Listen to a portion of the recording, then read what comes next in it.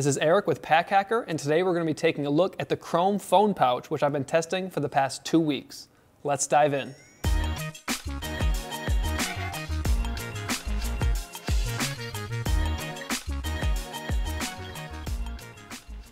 So starting with the materials on these two pouches, we have a 1050D ballistic nylon with a TPU coating, which is a polyurethane coating.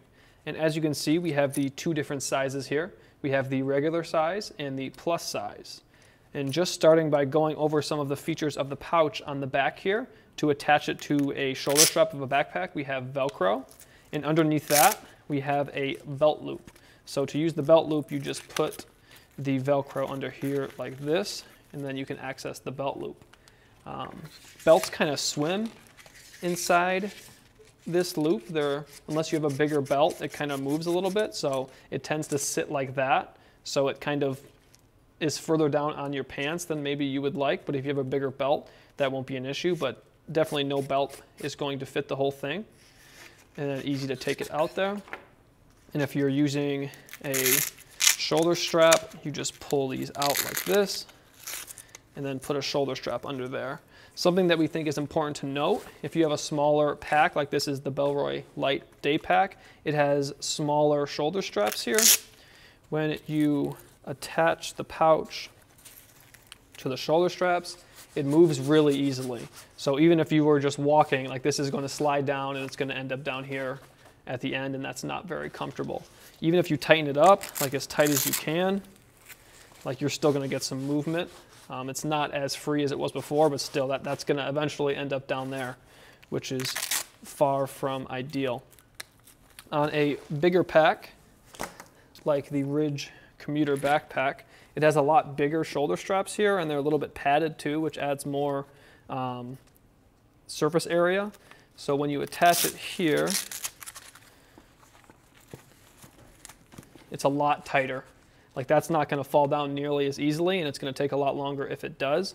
And this pack also has a bigger sternum strap, so it kind of catches it, so it can't go any further than that. So that's important to note. If you typically use a pack with a thinner shoulder strap, it's going to fall down. But if you have one that has more girth to it, like this pack here, it'll stay put and you won't have to readjust it, which we think is important. Moving to the front here, we have a key ring, and it's not the kind of ring that you could just add keys to it. It doesn't have the little lip, so you have to have a ring already to attach to it. But we like having quick access to our keys, especially in the winter, right on the front of our backpack, so that we can use our key, get in the house, and don't have to dig around in our backpack for our keys. So this feature is very, very nice. On the front here, we also have a little safety feature that this little, where the logo is, lights up with light. It isn't as reflective as we would like it to be. As you can see there, you can kind of see it. In the dark, it's honestly not that much better, so we don't love this as a safety feature, but it is nice to have that extra little bit of visibility while you are cycling or walking at night. So these two sizes are meant for, this is for a regular size or a mini-sized iPhone, and this is for a plus size phone. I have a regular iPhone 11 here, which just barely fits into the regular size pouch. I do have a pretty hefty case on there, but without the case, it's still kind of a tight fit. And this affects how you can close the top here. You can just barely get it on there, and it's not that strongly on, which isn't ideal. It'll probably keep popping up like that. When you take the case off, it is a little bit better, but still, it is not ideal. I can hardly get it out of there either. On the larger pouch here, it fits in much easier, and you can close it all the way, so less overlap here, which is nice. So if you do have a bigger phone or you have a bulkier case, you might want to opt for the bigger one.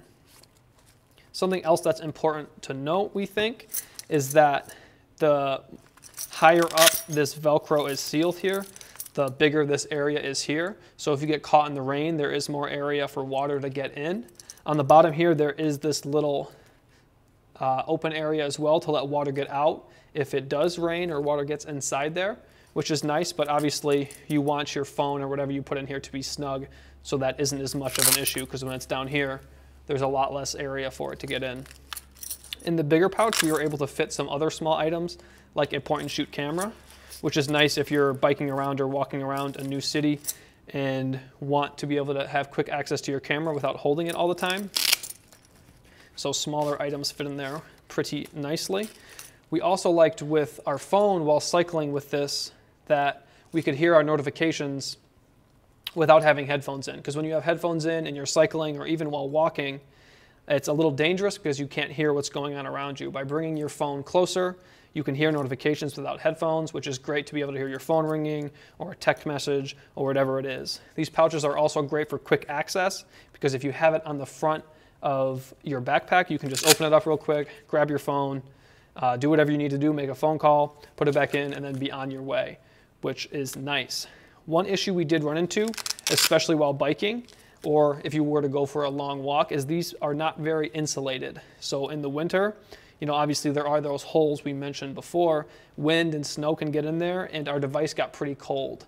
This affected our battery life a little bit on an older phone. So that's important to note that if you're outside, whatever you put in there might get pretty cold, but this was not an issue in general use. So there you have it, the Chrome phone pouch. Thanks for keeping it here at Pack Hacker, your guide to smarter travel. We'll see you in the next one.